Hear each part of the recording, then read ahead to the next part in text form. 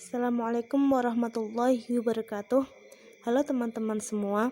Perkenalkan, kami dari kelompok 4 mata kuliah statistika dengan dosen pengampu Bapak Istiqlal yang beranggotakan 3 orang saja, yakni ada Royinita Hina Anissa, Muflihatul Lailiyah, dan Hayyul Hafidho. Di sini kami akan membahas tentang uji asumsi klasik dan post hoc serta rumus statistik yang digunakan. Semoga dengan adanya video ini dapat memudahkan teman-teman dalam memahami pembahasan tersebut. Selamat belajar ya teman-teman. Jangan lupa berdoa dan semoga kalian paham dengan apa yang kami jelaskan ya. Terima kasih. Langsung saja untuk yang pertama ini kita akan membahas tentang uji asumsi klasik untuk statistik parametrik.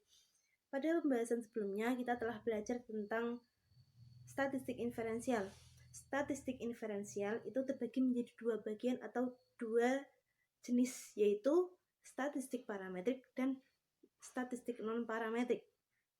Statistik non-parametrik yaitu statistik yang tidak membutuhkan uji persyaratan ketika kita menganalisis data. Sedangkan statistik parametrik yaitu statistik yang membutuhkan beberapa persyaratan dan asumsi sebelum kita menggunakan rumus statistik. Beberapa persyaratan dan asumsi yang dilakukan dalam statistik parametrik yaitu ada 6 uji. Yang pertama ada uji normalitas, ada uji homogenitas, uji linearitas, uji kolinearitas, dan uji autokorelasi, dan yang terakhir ada uji homoskedastisitas. Langsung saja untuk mengenai pembahasan lebih dalam lagi, kita akan membahas tentang beberapa uji yang terdapat dalam statistik parametrik tersebut tadi. Baiklah, selanjutnya kita akan membahas tentang yang disebutkan tadi, beberapa persyaratan dan asumsi. Kita akan lebih mendalami syarat-syarat tersebut atau persyaratan dan asumsi tersebut.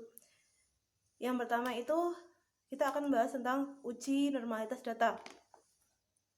Statistik parametrik membutuhkan asumsi kenormalan sebuah data dengan tujuan untuk memilih uji statistik yang akan digunakan. Apabila data yang akan diuji itu normal, maka statistik yang digunakan adalah statistik parametrik.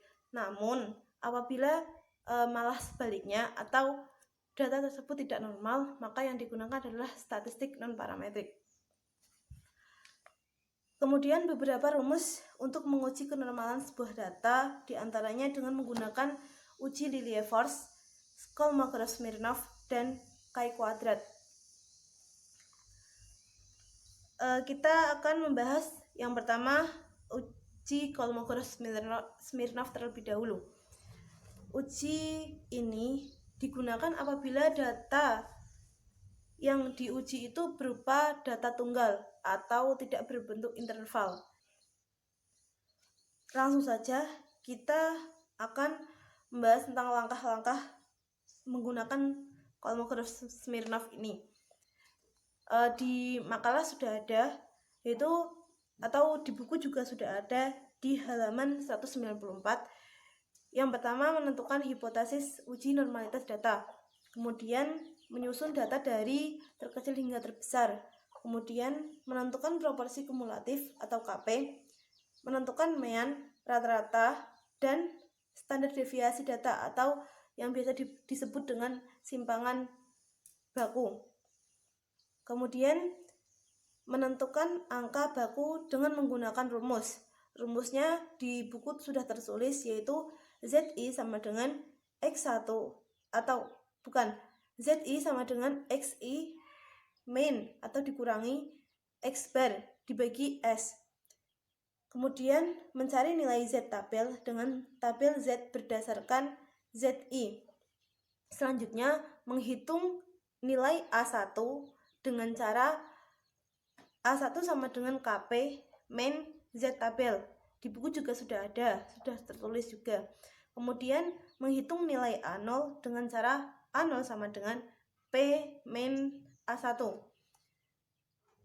Kemudian mencari nilai maksimum pada A1 atau A0. Terus mencari harga Z tabel dengan menggunakan tabel Kolmogorov-Smirnov. Dan yang terakhir, menarik kesimpulan dengan cara membandingkan nilai A max dan Z tabel. Diterima H0 apabila A max kurang dari D tabel. Selanjutnya kita akan membahas langsung contohnya. Di situ sudah dijelaskan, sudah ada diperoleh data penelitian tentang kemampuan berpikir kreatif dari 20 siswa sebagai berikut. Tabelnya sudah ada di situ. Kemudian kita disuruh menghitung dengan menggunakan uji normalitas Kolmogorov-Smirnov. Dengan cara pertama yaitu menentukan hipotesis uji normalitas data. H0-nya itu data berdistribusi normal, H1-nya itu data tidak berdistribusi normal. Kemudian hipotesis statistik normalitas data, H0 itu D hitung kurang dari sama dengan D tabel. Dan H1-nya itu D hitung lebih dari D tabel. Langkah selanjutnya yaitu menghitung mean atau rata-rata dan standar deviasi data dengan menggunakan tabel bantu. Di situ tabelnya sudah ada kolom X1, F1, F1X1, X1 kurangi X bar, X1 kurangi X bar kuadrat dikuadratkan, kemudian kolom F1 dikalikan X1 min X bar dikuadratkan. Pertama kita mencari rata-rata terlebih dahulu. Rumusnya itu sudah ada, X bar sama dengan sigma F X1 atau sigma F XI dibagi N sama dengan itu hasilnya sudah ada di tabel 1242 dibagi frekuensinya itu atau jumlah orangnya itu jumlah datanya sama dengan 20. Berarti 1242 dibagi 20 sama dengan 62,10. Kemudian kita mencari standar deviasi. Rumusnya sudah di layar, yaitu S sama dengan akar sigma F dikalikan X min X bar dikuadratkan dibagi N min 1. Sigma Fx dikalikan X min X bar dikuadratkan itu sudah ada di tabel, jumlahnya 5147,8 dibagi N-nya tadi 20 min 1 sama dengan 16,46. Kemudian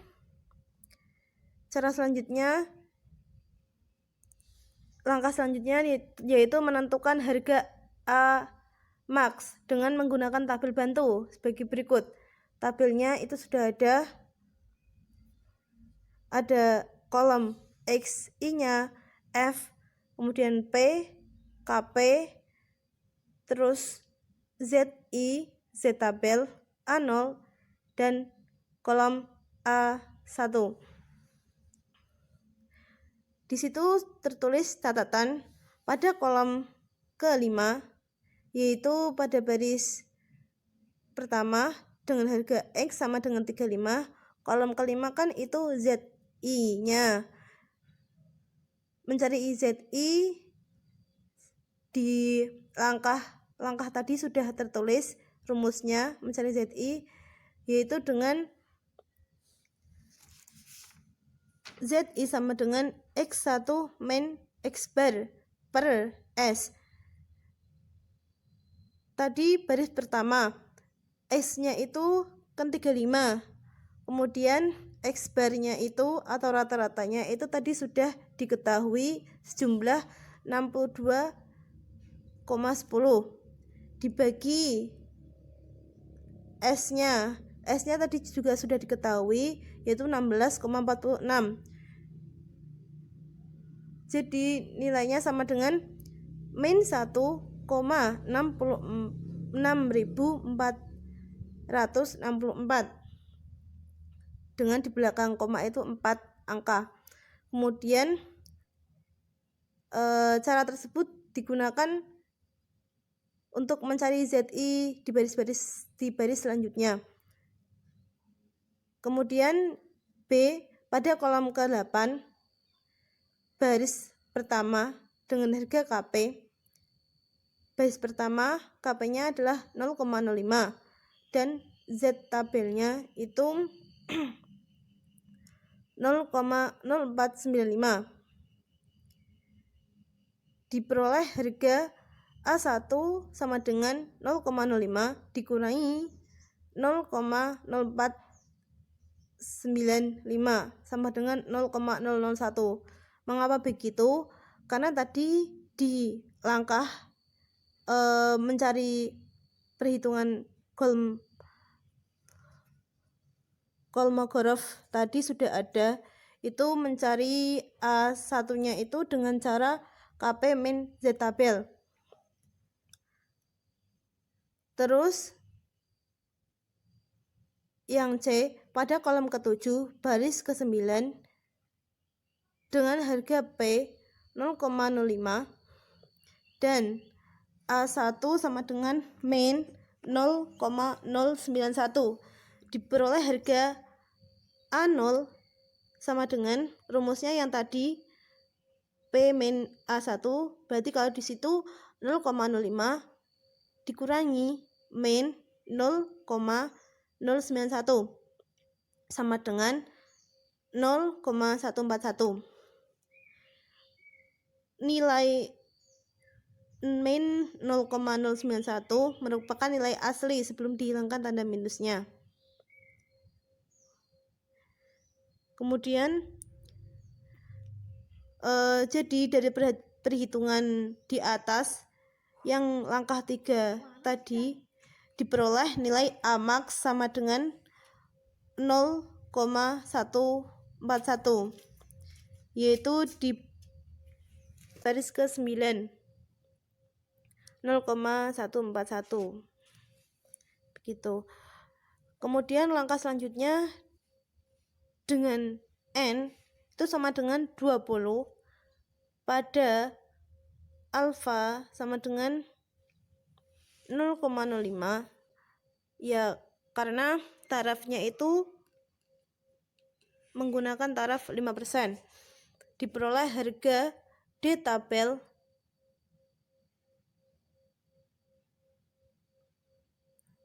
0,05 20 sama dengan 0,294. Jadi kesimpulannya yaitu karena harga A max-nya itu tadi 0,141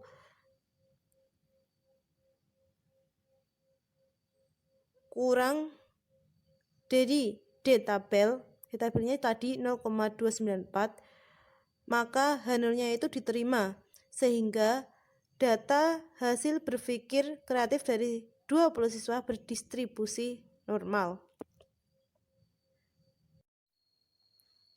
Selanjutnya kita akan membahas tentang uji Lilliefors.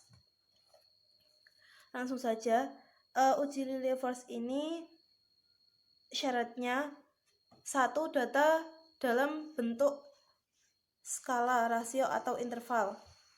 Yang kedua, data berbentuk data tunggal atau data tidak dalam bentuk interval atau kelompok. Yang ketiga, digunakan dalam sampel kecil. Untuk prosedur atau langkah menggunakan uji normalitas Lilliefors adalah 1. Menentukan hipotesis uji normalitas data.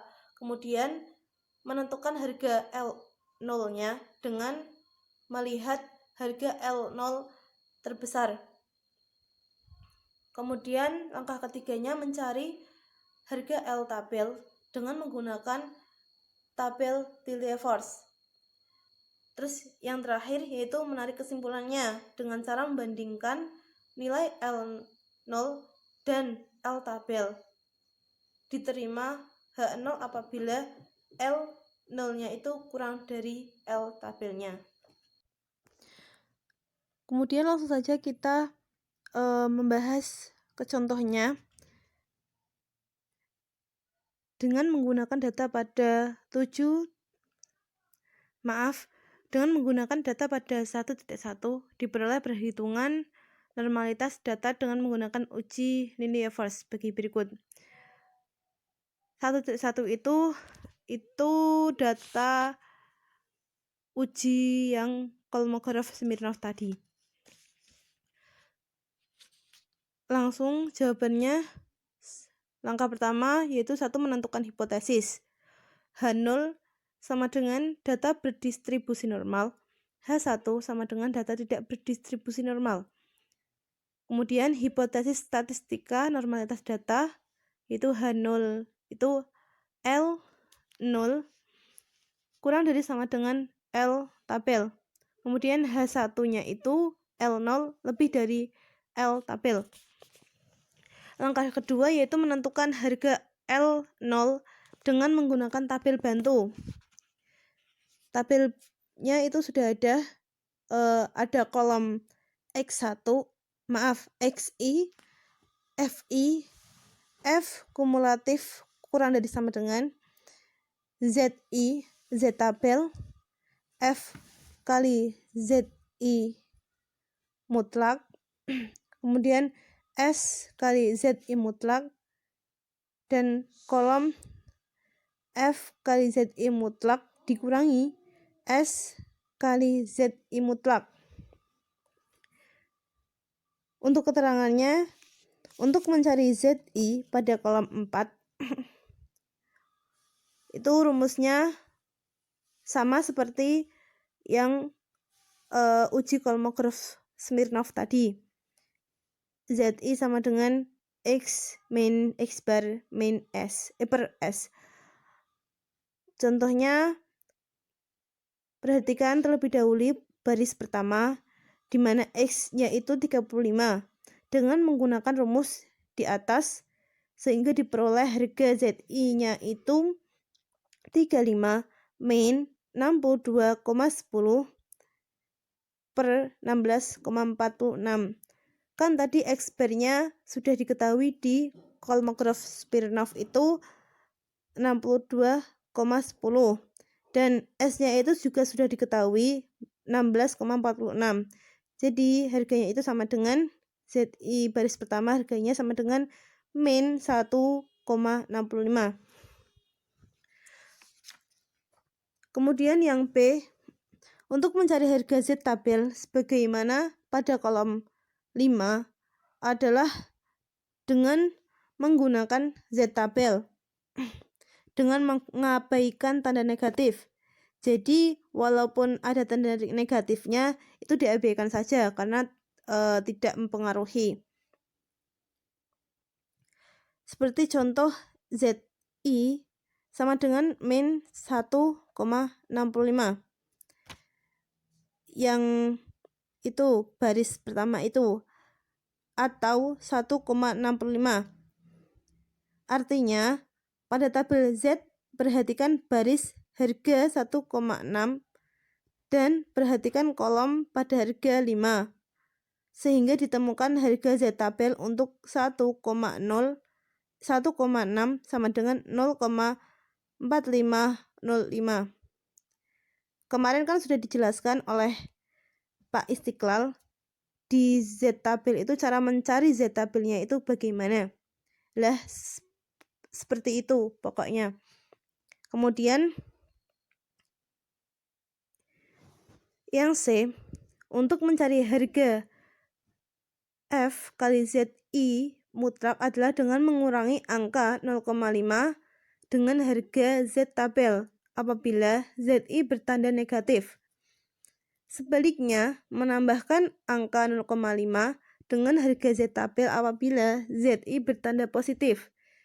Jadi perbedaannya itu apabila ZI-nya bertanda negatif atau negatif, maka dikurangi. Maaf, bukan dikurangi, tapi 0,5 itu nanti dikurangi dengan ZI. Tapi apabila ZI-nya tadi positif, maka ditambahkan 0,5 itu ditambah dengan ZI, harga Z tabelnya itu. Kemudian perhatikan pada baris pertama, di mana ZI tadi itu sama dengan min 1,65. Di situ kan bertanda negatif, sehingga F kali ZI sama dengan 0,5 dikurangi 0,4505 sama dengan 0,0495.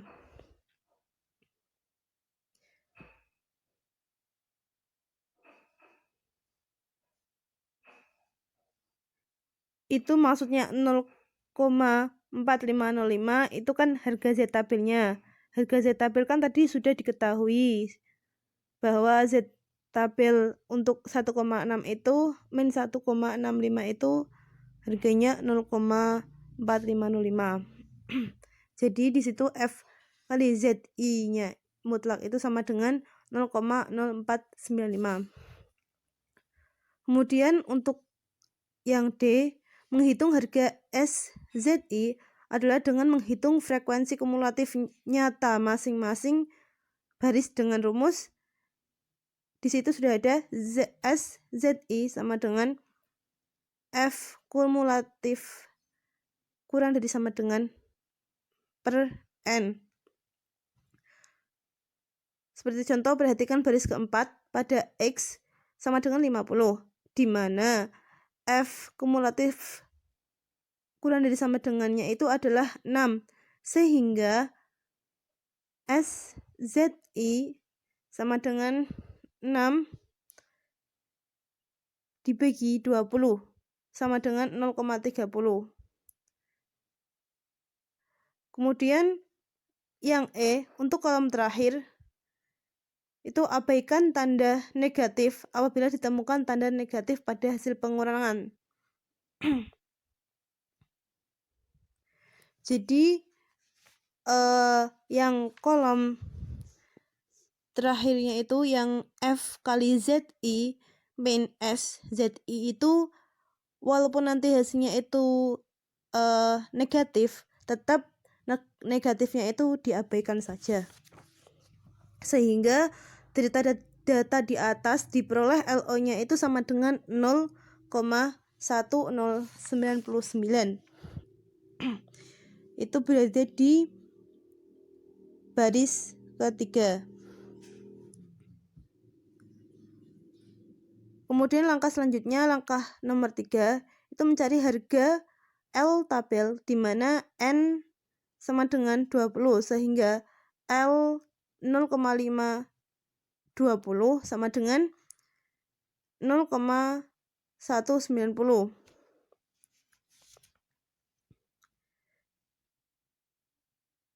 Kemudian langkah selanjutnya yaitu kesimpulan.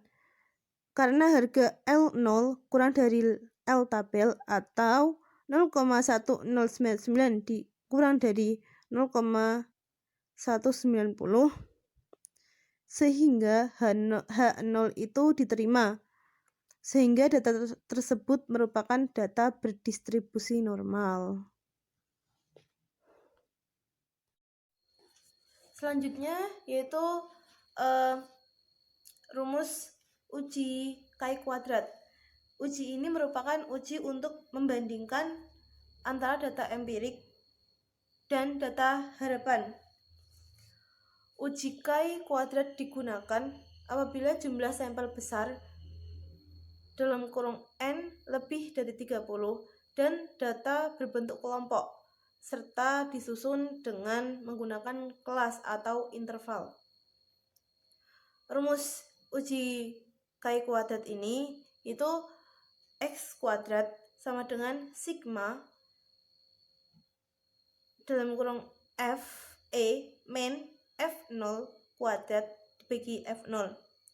Sedangkan prosedur atau langkah-langkahnya menggunakan rumus ini, yang pertama membuat interval atau kelas pada data kelompok.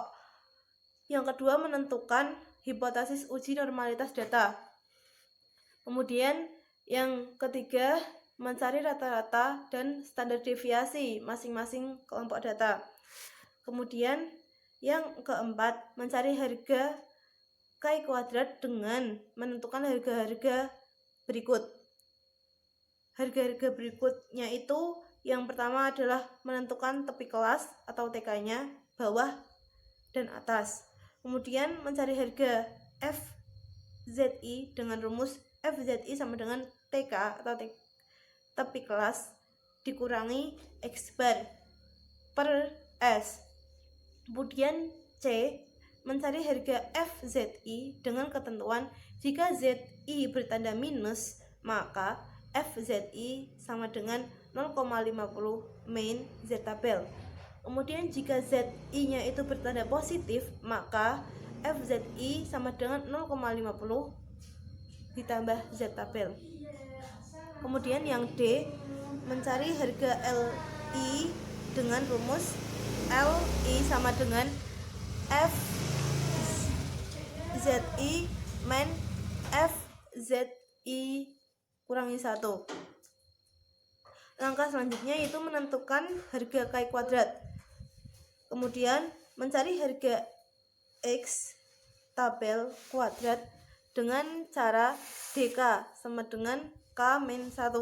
Kemudian mengambil kesimpulan dengan membandingkan harga X hitung kuadrat dan X tabel kuadrat. Diterima H0 apabila X hitung kuadrat kurang dari X tabel kuadrat. Kemudian langsung lanjut contoh untuk uji Chi kuadrat tadi. Diperoleh sebuah data penelitian tentang kompetensi kepala sekolah dari 50 sampel yang telah disusun secara berkelompok sebagai berikut. Itu datanya sebagai udah ada. Kemudian kita disuruh mencari perhitungan menggunakan Chi kuadrat tadi. Langsung jawabannya itu yang pertama kita hipotesis uji normalitas, mencari hipotesis uji normalitas. H0-nya itu data berdistribusi normal, H1 data tidak berdistribusi normal. Hipotesis statistik H0 X hitung kuadrat kurang dari sama dengan X tabel kuadrat. Sedangkan H1-nya itu X hitung kuadrat lebih dari X tabel kuadrat. Kemudian langkah selanjutnya, langkah kedua, penghitungan nilai rata-rata dan standar deviasi data sebagai berikut. Di situ sudah ada tabelnya. Di interval, terus ada kolom F0-nya X1, F0 kali X1, terus ada kolom XI min X bar dikuadratkan, kemudian ada F kali XI min X bar dikuadratkan. Kita mencari rata-ratanya terlebih dahulu, yaitu X bar sama dengan sigma F X1 per N sama dengan, di situ sudah ada 3020 dibagi N-nya tadi 50 sama dengan 60,40. Kemudian kita mencari harga standar deviasi data, yaitu dengan S sama dengan akar sigma F X min X bar dikuadratkan dibagi N min 1, sehingga menghasilkan S sama dengan akar 1972 dibagi 50 min 1 sama dengan 6,34. Kemudian langkah selanjutnya menghitung harga K kuadrat dengan menggunakan tabel bantu sebagai berikut.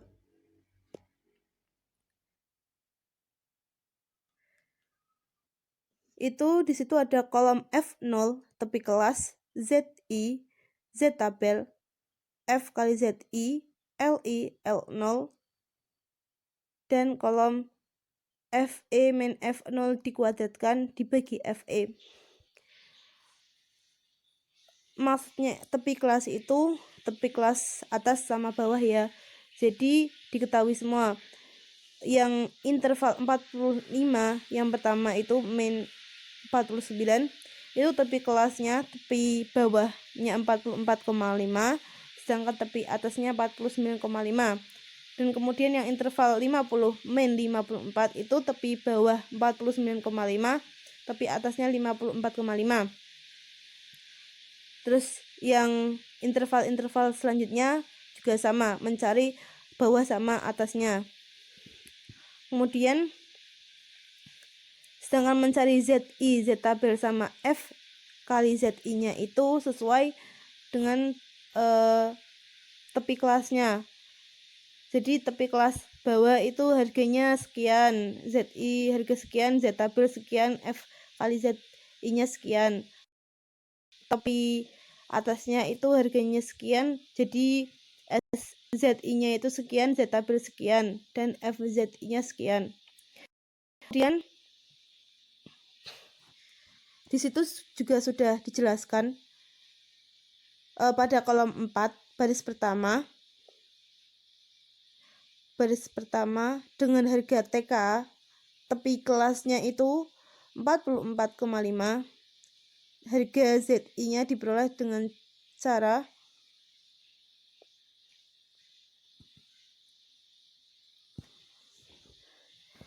seperti mencari ZI yang di Lilliefors sama yang di Kolmogorov, Smirnov, sehingga rumusnya tadi juga sudah dibahas di awal. ZI sama dengan X min X bar dikurangi S sama dengan min 2,51. Sedangkan di situ itu ZI kita TK-nya kan 44,5. Jadi kita menggunakan X-nya itu 44,5, 50 atau 0,5 terserah, dikurangi 60,40 karena X bar-nya tadi sudah diketahui 60,40 dibagi S-nya tadi 6,34 sama dengan min 2,51. Selanjutnya pada kolom ke-6 pada baris pertama dengan harga ZI-nya itu sama dengan min 2,51. Itu kan bertanda negatif, sehingga Z tabelnya itu sama dengan 0,494, maka harga FZI sama dengan 0,50 min 0,494 sama dengan 0,006.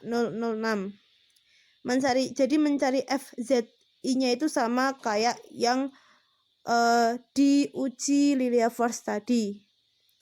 Apabila yang bertanda negatif maka 0,05 tadi dikurangi dengan harga tadi, kemudian kalau tandanya positif berarti 0,05 ditambah kayak gitu.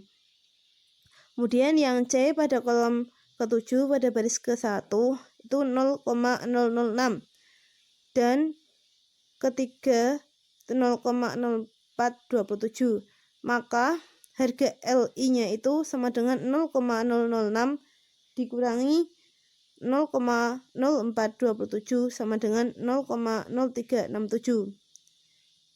Itu seharusnya ada tanda minusnya tapi dihilangkan. Kemudian yang D untuk kolom ke-8 pada baris kedua di mana harga LI sama dengan 0,367. Harga FE diperoleh dengan cara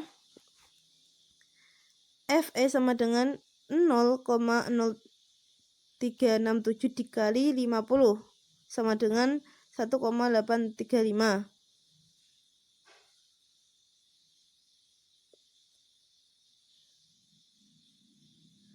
Kemudian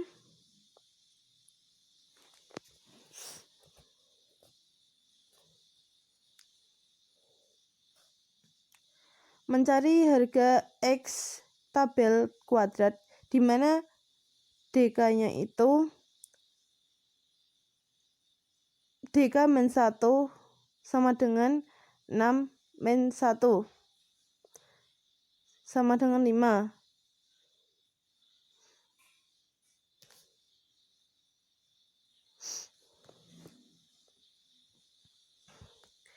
Sehingga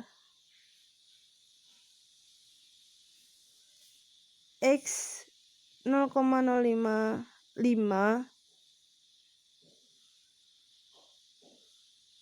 dikuadratkan sama dengan 11,07.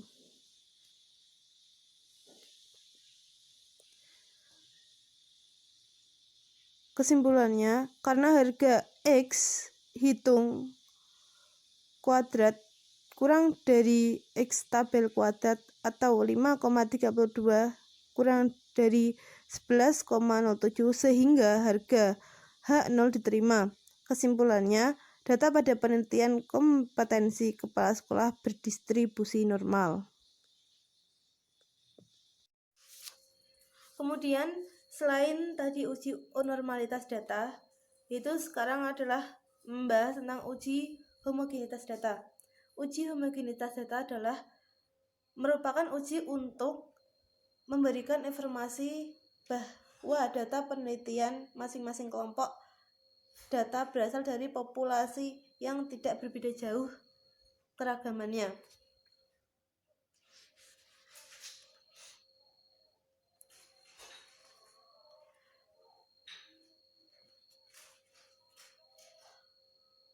Uji homogenitas yang digunakan adalah dengan uji Hartley, Fmax, dan uji Bartlett.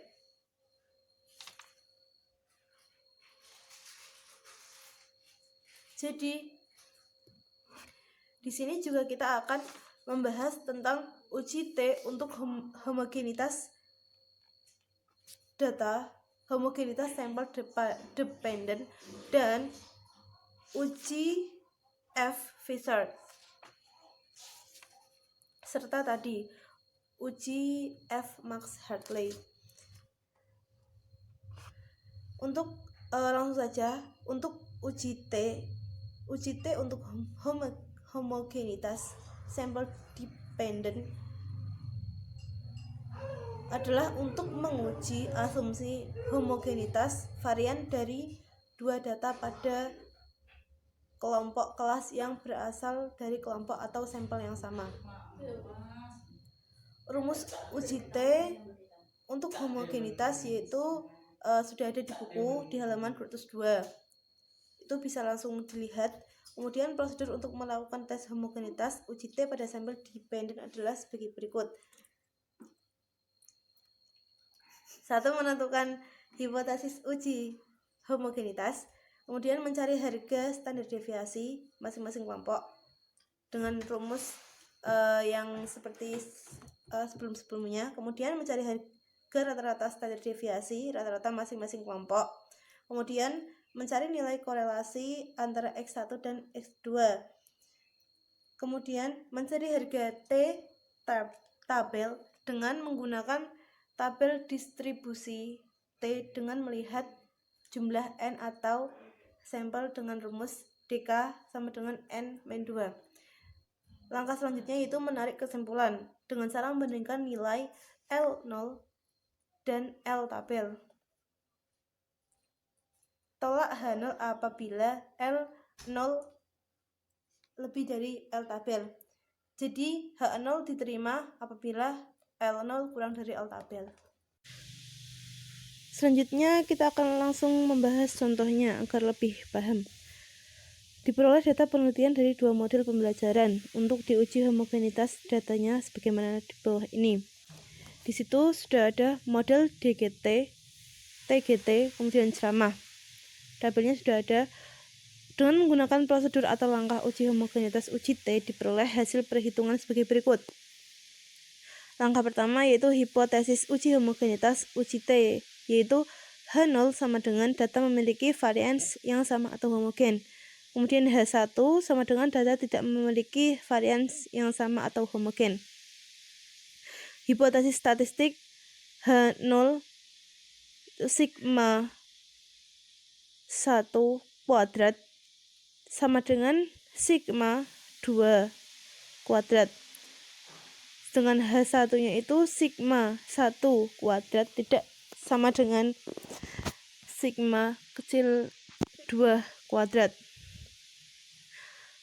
Langkah kedua yaitu menentukan harga standar deviasi dan rata-rata standar deviasi masing-masing kelompok dengan menggunakan tabel bantu. Tabelnya sudah ada di situ. Itu ada kolom X1, kemudian X1 kuadrat, X2, X2 kuadrat, dan kolom terakhir X1 kali X2. Kemudian langkah ketiga, berdasarkan tabel bantu di atas diperoleh harga untuk S1 dan S2, yaitu S1-nya itu kan mencari standar deviasi. Standar deviasi S1 itu akar 565 dari yang X1-nya itu dikurangi 73 kuadrat. Maaf, yang 565 itu dari kolom sigma X1 kuadrat itu, kemudian 73 itu dari sigma X1-nya dibagi 10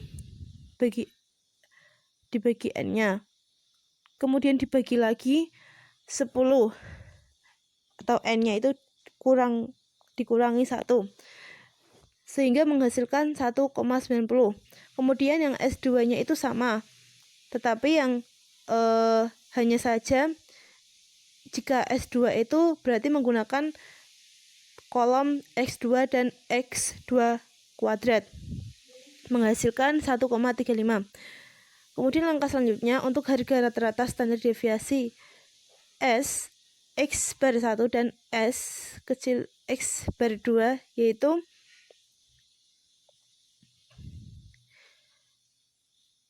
menggunakan rumus rata-rata standar deviasi. Nah, S X bar 1-nya itu rumusnya berarti sama dengan S1 dibagi akar N. S1-nya kan tadi sudah diketahui 1,90 dibagi akar N-nya. N-nya seharga 10 berarti menghasilkan 0,60. Sedangkan S2-nya SX bar 2 sama dengan S2 tadi dibagi akar N sama dengan 1,35 dibagi akar 10 sama dengan 0,43. Selanjutnya, langkah selanjutnya yaitu harga korelasi antara X1 dan X2, yaitu rumusnya sudah ada di langkah Rx1 X2 sama dengan, langsung saja, 407 dikurangi 73 kali 55 dibagi 10, kemudian dibagi akar 565 dikurangi 73 akar kuadrat 56 565 dikurangi 73 kuadrat dibagi 10 dikalikan 319 dikurangi 55 dikuadratkan dibagi 10 sehingga menghasilkan 0,01. Kemudian langkah selanjutnya yaitu mencari harga T. T-nya sama dengan ST dikurangi SR dikalikan akar N-2 dibagi akar 4 ST kali SR dikalikan lagi 1 min R X1 X2 dikuadratkan sehingga menghasilkan T sama dengan 0,60 min 0,43 dikalikan akar 10 min 2 dibagi akar 4 kali 0,60 dikali 0,43 dikali 1 min 0,01 kuadrat sama dengan 0,47. Langkah selanjutnya yaitu mencari harga T tabel, di mana DK sama dengan N min 2 sama dengan 10 min 2 sama dengan 8, sehingga T tabel 0,58 sama dengan 2,31. Kesimpulannya, karena harga T hitung kurang dari T tabel 0,058 atau 0,47 kurang dari 2,31, maka H0 diterima sehingga dapat disimpulkan bahwa data berdistribusi normal. Selanjutnya yaitu ada uji F atau Fisher. Uji homogenitas dengan menggunakan uji ini adalah dengan cara membandingkan antara varian terbesar dengan varian terkecil. Uji ini digunakan apabila data yang akan diuji hanya terdiri dari 2 kelompok data saja. Kemudian langkah-langkahnya yaitu yang pertama menentukan uji hipotesis homogenitas. Kemudian mencari nilai rata-rata masing-masing kelompok. Kemudian mencari varian data masing-masing kelompok dengan menggunakan rumus SI kuadrat sama dengan sigma X1 min X1 X bar kuadrat dibagi N-1. Kemudian langkah selanjutnya mencari nilai F hitung dengan menggunakan rumus F hitung sama dengan varian terbesar dibagi varian terkecil. Kemudian langkah selanjutnya mencari harga F tabel, di mana DK pembilang varian terbesar dan DK penyebut varian terkecil. Dan terakhir, menarik kesimpulan dengan cara membandingkan nilai F hitung dan F tabel. Ditolak H0 apabila F hitung itu lebih dari F tabel. Diterima H0 apabila F hitung kurang dari F tabel. Kemudian langsung saja membahas tentang contohnya. Berdasarkan contoh pada uji homogenitas uji T, diperoleh hasil perhitungan dengan menggunakan uji F sebagai berikut. Langkah pertama, mencari hipotesis tersebut terlebih dahulu. Hipotesis uji homogenitas dengan menggunakan uji F yaitu H0 sama dengan data memiliki varians yang sama atau homogen. Kemudian H1-nya itu data tidak memiliki varians yang sama atau homogen. Hipotesis statistiknya H0 sigma kecil 1 dikuadratkan sama dengan sigma kecil 2 kuadrat. H1 itu sigma kecil 1 kuadrat tidak sama dengan sigma kecil 2 kuadrat. Langkah 2, menentukan harga rata-rata untuk X1 dan X2, yaitu X1-nya sigma Fx1 dibagi Xn. Di situ kan sudah diketahui X1-nya itu 73, sigma Fx1-nya itu, kemudian N-nya itu 10, jadi menghasilkan 7,30. Kemudian yang X2-nya itu sama, cuma harga sigma Fx2 itu 55 dibagi 10 sehingga menghasilkan 5,50. Kemudian yang langkah 3, menentukan harga varian masing-masing kelompok data dengan menggunakan tabel bantu. Itu tabelnya kelompok A ada X1, kolom X1, terus kolom X1 min X1 X bar dikuadratkan. Kemudian yang kelompok B juga sama, hanya saja X1-nya tadi diganti X2 kayak gitu. Kemudian berdasarkan tabel di atas diperoleh varian pada kelompok A dan B sebagai berikut.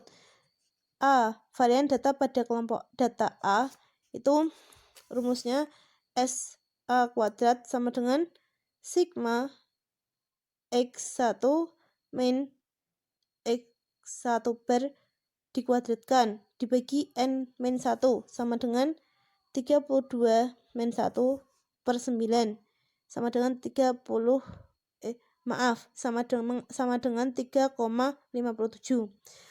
Yang mencari data pada kelompok B juga sama, sehingga harganya 1,83. Kemudian langkah keempat, menghitung nilai F hitung, yaitu F hitung sama dengan varian terbesar dibagi varian terkecil, sama dengan 3,57 dibagi 1,83 sama dengan 1,95.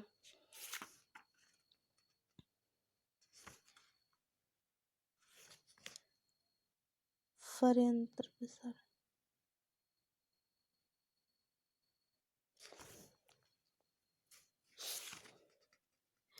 Varian terbesar maksudnya kan tadi di antara data A dan B itu varian terbesarnya kan di data A, sehingga data A tadi di atas dan yang menjadi penyebutnya itu data B, sehingga menghasilkan 1,95. Kemudian langkah kelima, mencari harga F tabel, di mana DK pembilang sama dengan N min 1 sama dengan 10 min 1 sama dengan 9. Itu merupakan varian terbesar. Dan DK penyebut N min 1 sama dengan 10 min 1 sama dengan 9 merupakan varian terkecil, sehingga harga F tabel 0,05 atau dengan taraf 0,05, DK penyebutnya 9, DK pembilangnya 9 sama dengan 3,18.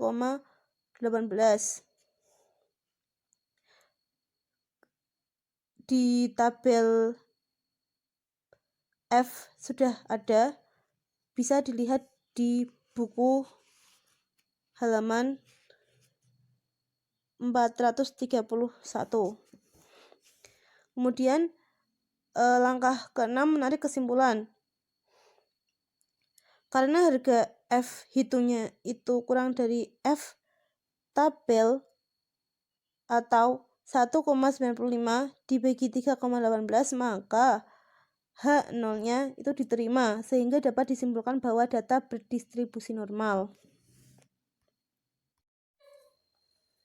Kemudian selanjutnya adalah uji F Max Hartley. Uji ini merupakan uji yang paling sederhana dibanding dengan uji homogenitas lainnya. Uji ini dilakukan dengan cara membandingkan antara variansi terbesar dan terkecil dari dua data atau lebih. Sedangkan karakteristik uji ini diantaranya yaitu dapat digunakan untuk uji homogenitas pada uji T, sampel independen, dan dapat menguji data kelompok lebih dari sama dengan 2. Sedangkan rumus uji ini yaitu F max sama dengan S terbesar dibagi S terkecil. Prosedur untuk menggunakan uji ini, yaitu yang pertama menentukan hipotesis homogenitas, yang kedua yaitu mencari standar deviasi terbesar dan terkecil pada masing-masing data dengan menggunakan tabel bantu. Yang ketiga yaitu mencari harga Fmax tabel dengan cara di mana DK pembilang sama dengan N-1 dalam kurung variansi terbesar dan DK penyebut N-1 variansi terkecil. Kemudian langkah terakhir yaitu mengambil kesimpulan dengan membandingkan harga F max hitung dan F max tabel. Diterima H0 apabila F max hitung kurang dari F max tabel. Kemudian langsung saja contohnya, diperoleh data penelitian tentang pengaruh gaji dan efikasi diri terhadap kepuasan kerja. Masing-masing data penelitian dapat dilihat pada tabel berikut. Itu ada baris gaji, efikasi diri, dan kepuasan kerja. Dengan menggunakan prosedur penghitungan dengan uji Fmax Hartley, hasil perhitungannya yakni 1. Hipotesis uji homogenitas dengan menggunakan rumus Hartley Fmax, yaitu H0 sama dengan data memiliki varian yang sama atau homogen. H1 sama dengan data tidak memiliki varian yang sama atau homogen. Hipotesis statistik H0 sigma kecil 1 kuadrat sama dengan sigma kecil 2 kuadrat sama dengan sigma kecil 3 kuadrat. Yang H1-nya itu sigma kecil 1 kuadrat tidak sama dengan sigma kecil 2 kuadrat, tidak sama dengan sigma kecil 3 kuadrat. Langkah kedua menentukan harga standar deviasi masing-masing kelompok data sebagaimana tabel di bawah ini. Itu sudah ada tabelnya.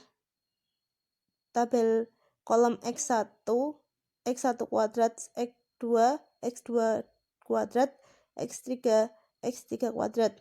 Berdasarkan data di atas ditentukan standar deviasi masing-masing kelompok, yaitu S1-nya itu berarti sesuai dengan menggunakan X1. Karena S1 berarti menggunakan X1, berarti sigma X1 kuadratnya itu 7724 dikurangi 270, itu punyanya X1 270 kuadrat dibagi 10, N-nya dibagi 10 min 1 sama dengan 6,94. S2 sama caranya, tetapi menggunakan yang sigma X2 kuadrat dengan X2-nya. S3-nya juga sama, hanya saja dirubah yang menggunakan X3-nya. Kemudian langkah ketiga menghitung harga Fmax, yakni Fmax sama dengan 6,94 dibagi 5,80.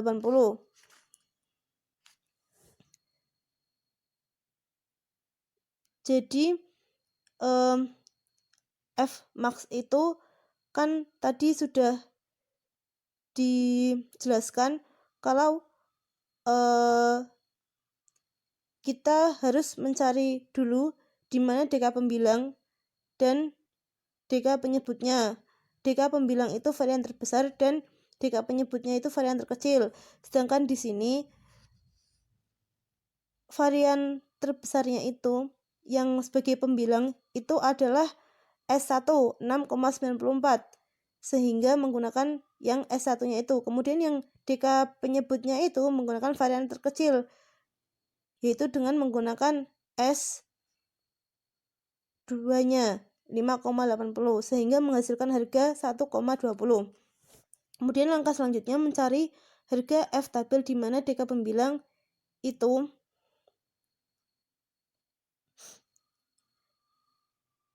dengan bilangnya n-1 sama dengan 10, -1 sama dengan 9, varian terbesar, dan DK penyebut.